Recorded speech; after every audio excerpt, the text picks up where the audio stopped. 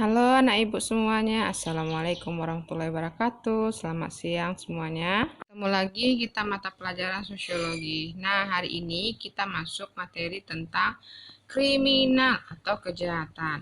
Kemarin kita membahas tentang penyimpangan sosial dalam bentuk-bentuk masalah sosial. Nah, yang bagian poin laginya adalah kriminal. Oke, ibu jelaskan ya. Nah, pada bagian ini yang kita jelaskan adalah pengertian kriminal atau kejahatan, lalu bentuk-bentuk kriminal atau kejahatan, lalu proses menyebabkan seseorang menjadi jahat. Nah, minggu lalu kita sudah bahas apa itu perilaku menyimpang. Nah, hari ini kita akan membahas tentang kejahatan atau kriminal. Nah, apa beda penyimpangan dengan kriminal? Bedanya, penyimpangan yaitu di luar kesadaran individu yang keluar dari nilai dan norma sehingga melanggar suatu aturan yang ada. Nah, kalau kejahatan ya adalah perbuatan yang tidak sesuai dengan keadaan yang merugikan orang lain serta dia bersifat di luar nilai dan norma sosial dan norma agama. Beda di sini kejahatan dan perilaku menyimpang, dia sama-sama menyimpang. Nah, tetapi bedanya kejahatan merugikan orang lain, kalau perilaku menyimpang ada juga yang merugikan, ada yang tidak merugikan. Nah, di sini pengertian kejahatan atau kriminal yaitu merupakan segala macam bentuk tindakan yang perbuatan merugikan secara ekonomis, psikologis yang melanggar hukum dalam berlaku di negara Indonesia serta norma-norma sosial dan agama.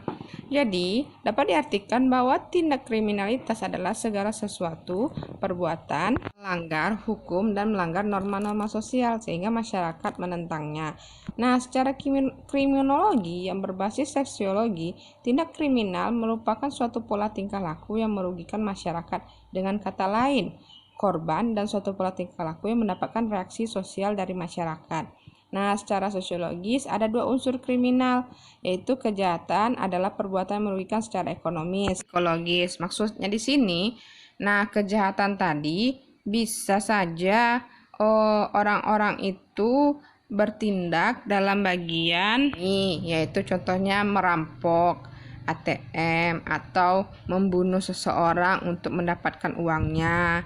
Lalu secara psikologis juga orang yang dibunuh tadi, orang yang dirampok, orang yang diperkosa itu berpengaruh pada mental psikologis orang tersebut. Nah, yang kedua melukai perasaan susila dari suatu gerombolan manusia di mana orang-orang itu berhak melahirkan celaan. Nah, jadi orang yang kena kejahatan tadi, yang kena kriminal tadi, dia tertekan karena akibatnya tadi terjadinya pelanggaran norma-norma bagi dirinya sendiri, sehingga dia di lingkungan masyarakat itu melahirkan celaan. Contohnya seseorang diperkosa oleh beberapa orang.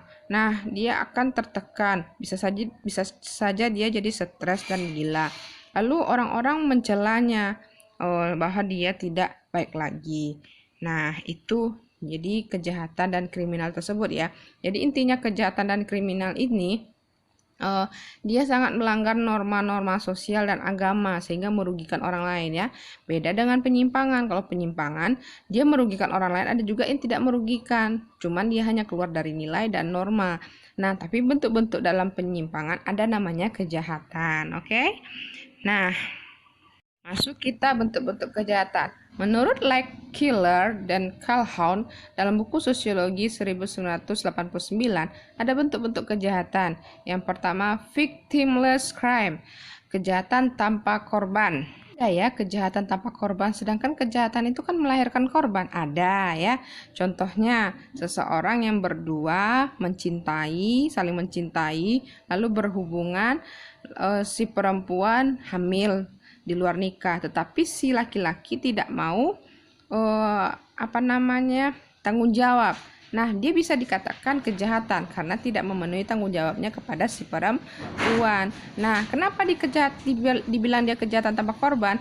Dia kan tidak memberikan suatu korban pada orang lain. Dia hanya memberikan korban kepada dirinya sendiri.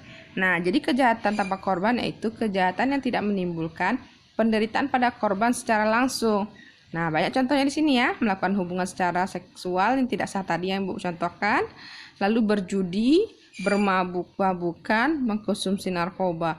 Kok bisa sih Bu itu kejahatan mabuk-mabukan, konsumsi narkoba? Ya termasuk, karena dia merugikan dirinya sendiri, kan sudah keluar nilai dan norma dalam agama dan sosial. Lalu yang kedua, white collar crime, yaitu kejahatan kerah putih.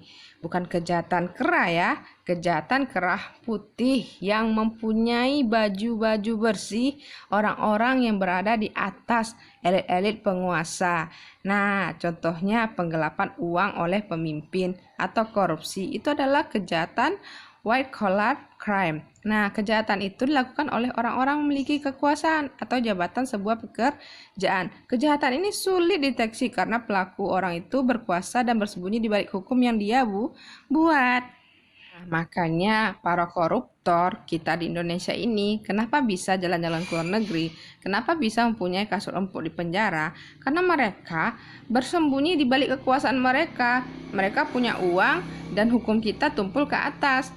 Mereka mempunyai hukum yang mereka buat sendiri untuk para hukum dan keadilan di negara dia sendiri yang berkuasa.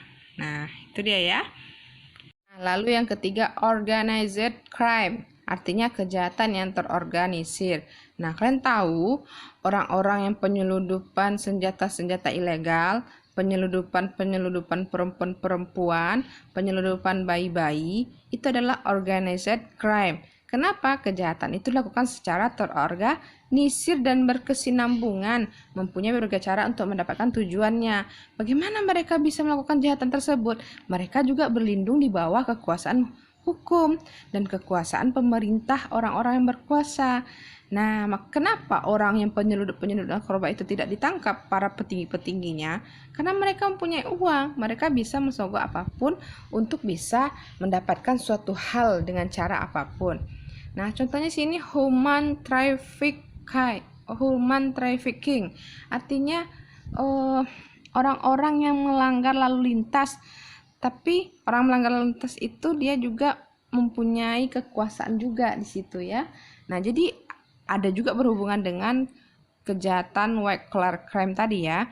Nah, lalu yang keempat, corporate crime, kejahatan korporasi, kejahatan yang dilakukan atas nama organisasi formal atau perusahaan untuk menaikkan keuntungan dan menekan kerugian. Kejahatan ini meliputi pelanggaran administratif, pelanggaran lingkungan, pelanggaran keuangan, pelanggaran pemburuan, manufaktur, praktik perdagangan yang tidak jujur. Contohnya apa sih, Bu? Banyak kita lihat. Buruh dieksploitasi kerja secara tidak sesuai dengan waktunya, tetapi mereka digaji hanya sesuai upah yang mereka terima, malah pun banyak dipotong-potong. Itu kan menguntungkan perusahaan ya kan? Lalu ada juga mereka tidak membayar pajak, tetapi mereka bisa membayarkan orang-orang yang berkuasa di atasnya agar mereka dapat keuntungan lebih. Praktik perdagangan tidak jujur, produksinya ada yang tidak halal, mungkin dibilang itu daging sapi tapi dicampurnya dengan daging babi atau dengan yang lainnya dibilangnya itu adalah halal, atau kadar garamnya atau kadar penyedapnya kurang tapi penyedapnya sangat banyak di sana dikasihnya, sehingga timbul namanya kejahatan korporasi atau corporate crime. Kelima, Ibu lupa buat di sini ya. Yang kelima adalah cybercrime atau kejahatan dunia maya. Kejahatan ini dilakukan oleh orang yang membuat aplikasi atau orang-orang yang menghack sebuah data di komputer melalui dunia maya. Makanya contohnya kita lihat penyebaran virus di komputer. Kan sering kita itu kalau mencolok flash disk lalu keluar virusnya. Virus itu adalah orang yang membuat. Tujuannya apa? Dia mencari keuntungan di sana juga. Dengan adanya virus, dia membuat antivirus, dijualnya antivirus tersebut, atau menghack suatu data seseorang, membobol password atau ATM banking orang. Itu juga bisa adalah cybercrime. Nah, jadi hati-hati dengan cybercrime ya. Kita tidak tahu orang yang bisa melakukan sebuah kejahatan di sana. Oke, lalu proses yang menyebabkan seorang menjadi jahat. Ada 4 poin di sini.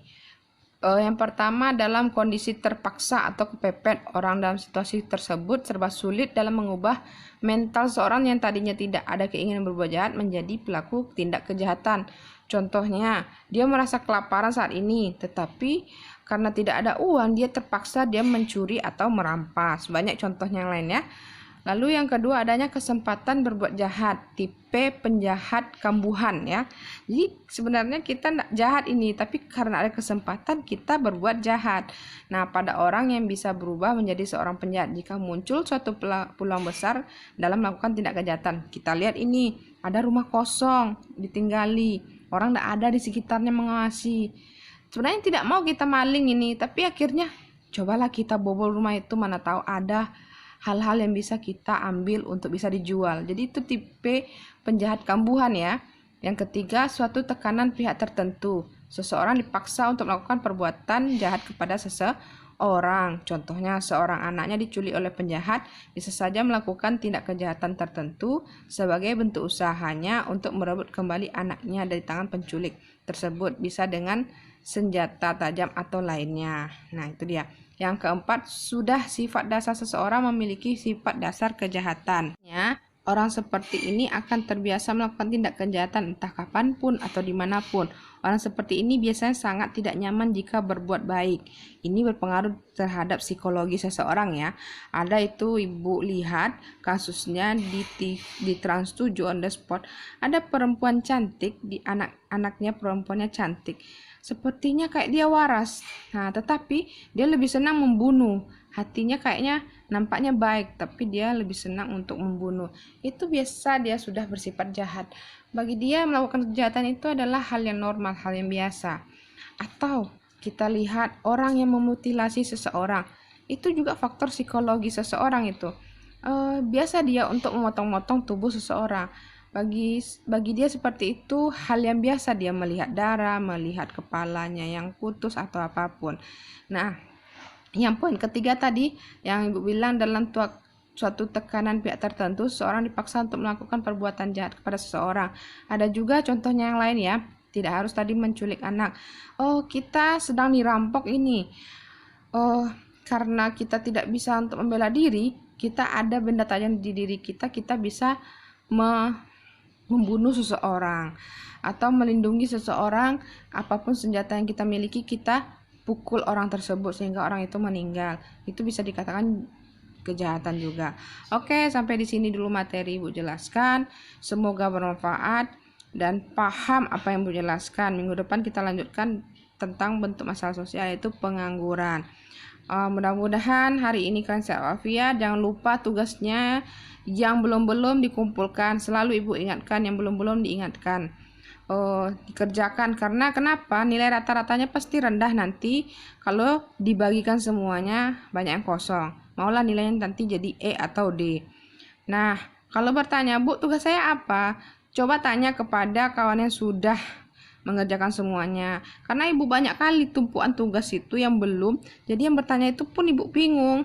Nah, jadi tanya aja kepada kawan, relasi kawannya, apa tugas-tugas sebelumnya. Oke, sampai hari ini semoga bermanfaat bagi kalian. Mudah-mudahan kalian paham. Tugas hari ini hanya adalah kalian catat saja. Minggu depan kita lanjutkan materi selanjutnya. Oke, see you next time. Assalamualaikum.